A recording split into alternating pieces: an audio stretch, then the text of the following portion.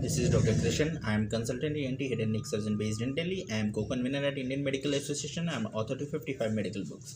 आज हम बात करेंगे एक बहुत कॉमन इश्यूज़ पे, स्पेशली टेली कंसल्टेशंस में काफ़ी ज़्यादा ये कॉमन है।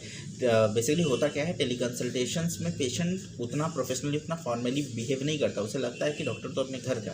सो ये एक बहुत रॉन्ग प्रैक्टिस है जो कहीं ना कहीं इंडायरेक्टली गवर्नमेंट का जो एफर्ट्स था पोस्ट जब कोविड आया था 2020 में, तब से कि टेली कंसल्टेशन को एक अल्टरनेटिव मोड की तरह कंसिडर करो।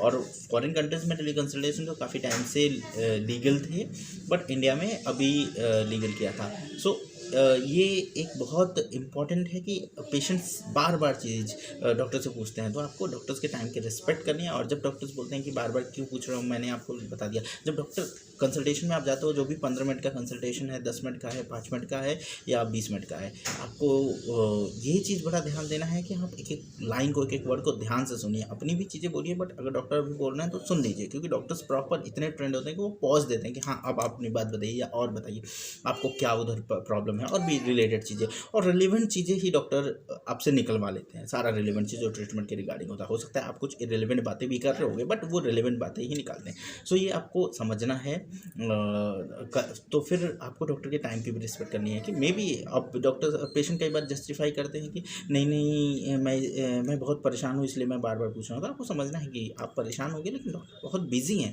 अगर डॉक्टर भी ऐसे करने लगे कि नहीं मैं बहुत बिजी हूँ, तो देखिए दे गिव ड्यू जितना टाइम होता है। कई बार आपको समझना है कि कुछ केसेस होते हैं जिसमें ज़्यादा टाइम रिक्वायर्ड होता है, कुछ होते हैं कि कम टाइम में हो जाता है प्रॉब्लम सॉल्व। तो कुछ केसेस होता है उसमें स्पेशली कैंसर वगैरह के केसेस, तो आपको समझना है इस बात को।